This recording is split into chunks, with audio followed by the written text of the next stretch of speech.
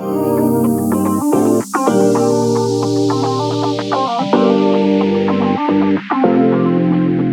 you a creative person? A natural problem solver, perhaps? Someone who's constantly coming up with new product ideas and you'd love to bring them to market, but you got so many ideas you don't know which one to choose? And even if you did, you have so little time, you're thinking, how am I possibly going to find the time to do this? Well, this is something that we hear quite often from our new members at inventRight. So it's not unusual, and I'm going to hope to share with you a few things today that might help to get you over those humps that often cause frustration and even exasperation to the point of, I'm just going to give up. So I'm inventRight head coach Terry O'Mara. I've been guiding inventors through the inventRight 10-step process for just over 9 years now. And I'm going to share with you some of the tips that I share with them on a pretty regular basis to help them get started in picking the right idea and taking the right first steps to get you on that path to success. So let's get started. Okay, so how do I choose? Well, number one, why not start with a simple idea?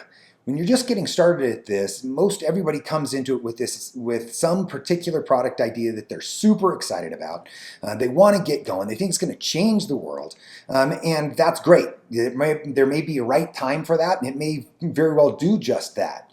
But when you're just getting started, why not start with something simple? Right? You're not starting in the big leagues. You're not starting in the major leagues if you're playing baseball. You're starting in the minor leagues or in the pee-wees, perhaps.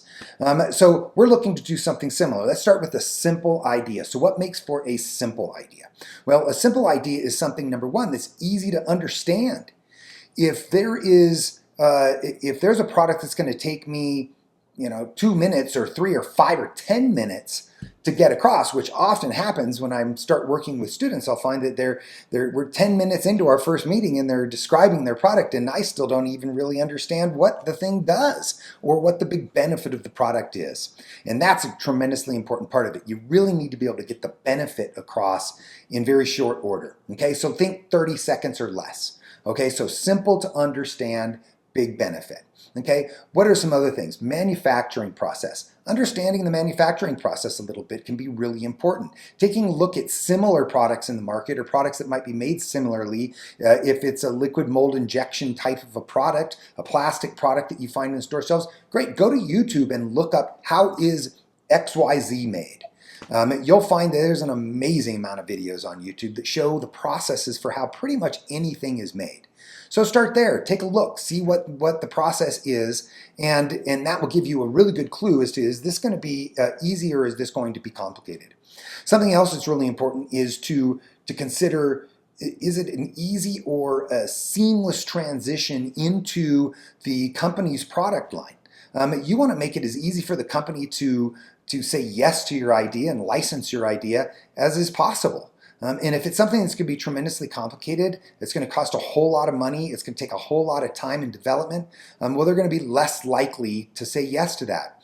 If it's something that is well outside of their existing wheelhouse, well, that's going to be hard for them to say yes to too. Most companies want to kind of stay in their lane, right? If they do novelty products, they're not looking for a kitchen product. If they're doing kitchen products, and they're doing kitchen products that are made of silicone, they're probably not looking for kitchen products that are made of stainless steel, as an example. So you want to look at those materials too and see, okay, does my product fall within the product line, the materials, the design aspects that they're looking for? And once again, I just want to re-emphasize, it makes a huge difference if your product it has a really big benefit and it's easy to understand that big benefit. Okay. So what other factors might we consider when it comes down to choosing the right product to start with? Well, how about a passion project versus, let's call it an uninspired project? Okay, so something that you're super excited about, something you just can't wait, you believe it's going to make a huge impact in the world, everybody's going to love it, so on and so forth, versus something that's kind of humdrum where you're like, yeah, it's all right, but I don't feel great about it, right? So let's talk a little bit about that because I think this is a really important part of this. Passion is important.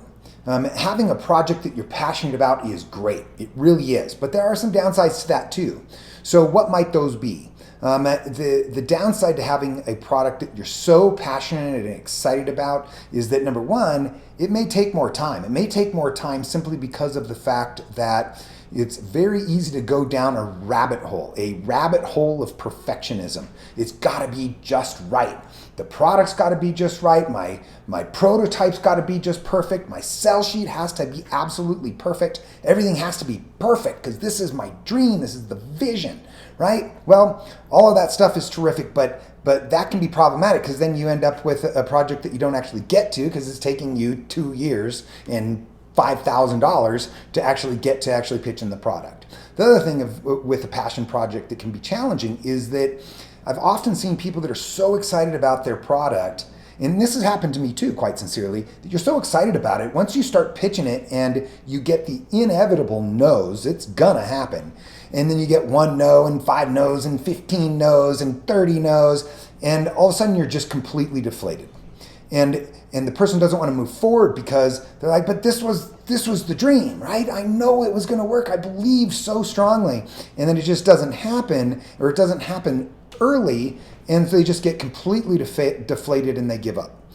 So there's real danger in that. You want to try to avoid that type of thing. Now let's talk about the uninspired project.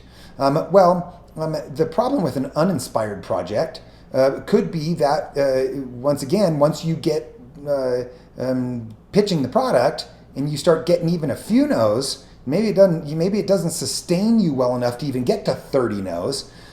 You get 5, 6, 7 no's, you just want to give up because you're just not passionate about that product.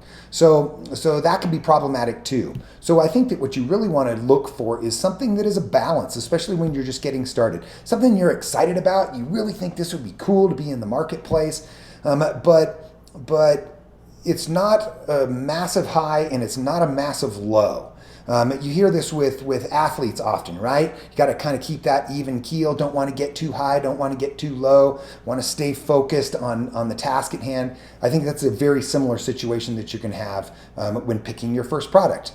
Focus on what is a cool idea, something that turns you on. You'd like to see it in the product or in the marketplace, but you're not just completely going to be devastated if it doesn't happen.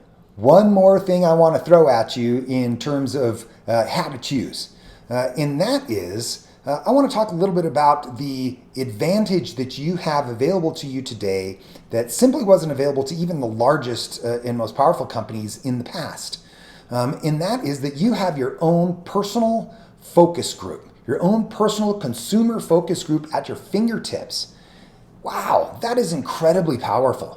And so what do I mean by this? Well, we have Google Shopping, we have Amazon, we have Walmart.com, we have Wayfair, we have all these different websites that allow consumers to rate their experience with products, what they like and dislike, right?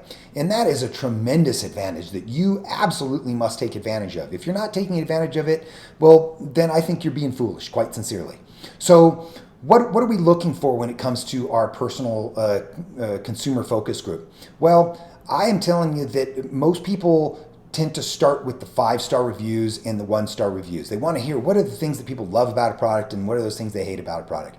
But where the gold is really in the 3-star reviews. The 3-star reviews are where people are giving honest feedback. Companies aren't paying for 3-star reviews. They might pay for 5-star, they might pay for 1-star. They're not paying for 3-star reviews. So you get some really good feedback.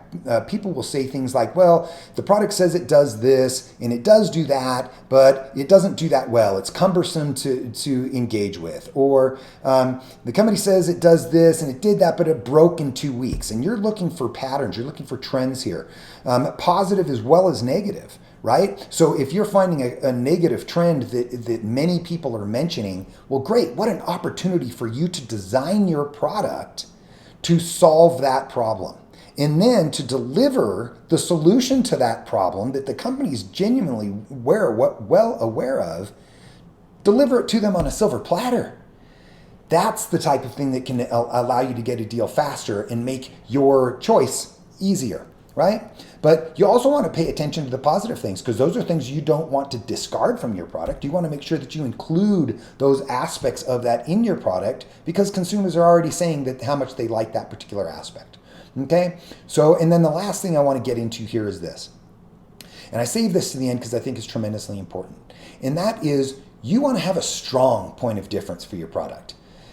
What is a strong point of difference? Well, that's debatable. And yet I would tell you that's part of where the reviews come in. If you've recognized that pattern of negative things that people are saying about a particular product, and you can design to solve that problem and do it in an efficient and effective manner that isn't going to cost the company a fortune, well, that's a strong point of difference.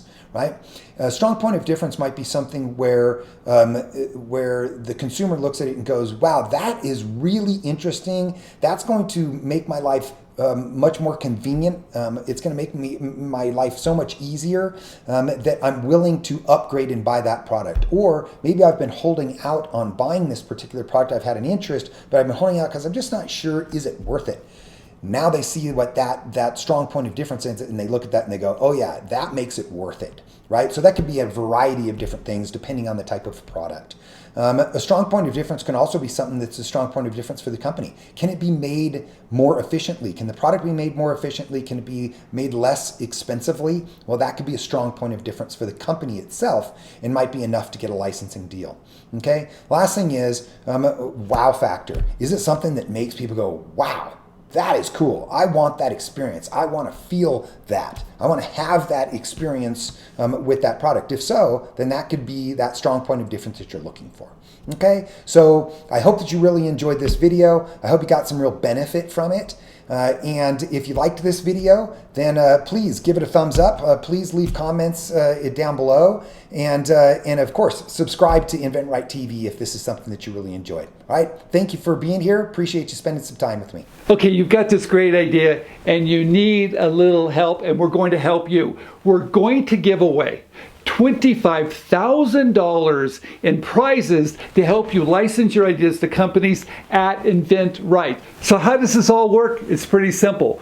Once we hit 100,000 subscribers on our channel, we're going to run a contest and show you how to win some of our programs. So what are we giving away? First of all, we're giving away 2 of our premium programs. That's where you get a personal coach that's going to guide you each week for you to license your product ideas. They're going to be behind the scenes to make sure you're doing everything right, to make sure your marketing material is spectacular, making sure you protect your ideas correctly, and making sure you're reaching out to those companies and saying the right thing. And then once there's interest, we have a coach that's going to come in and help behind the scenes you negotiate that licensing agreement so it's fair and balanced. All right, so what's the second prize? Well, the second prize is 3 gateway programs. What's gateway? Hey, it's real simple. Gateway is where we at inventRight handle everything for you. We're going to find the companies, find the right people, and make sure your product is pitched correctly to get that licensing deal. So all these prizes, the 2 premiums and the 3 gateways, it adds up to over $25,000 in prizes to you. So how does this all work? It's really quite simple. All you have to do is subscribe down below if you haven't already. And once we hit 100,000 subscribers before the end of the year, we're going to run a contest and we're going to give away those prizes to help you license your product ideas.